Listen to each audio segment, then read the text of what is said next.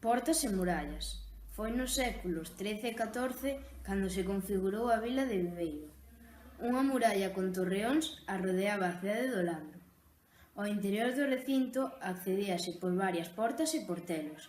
Na actualidade consérvanse restos das antigas murallas e 3 portas, a do Castelo da Ponte, a do Valado e a da Vila.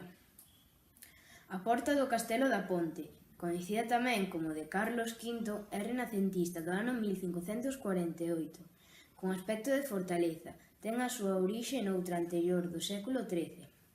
Na parte posterior da porta hai unha imaxe de San Roque. Está declarada Monumento Histórico Artístico. A porta da vila era a entrada principal pola antiga calzada romana. Data do século XII.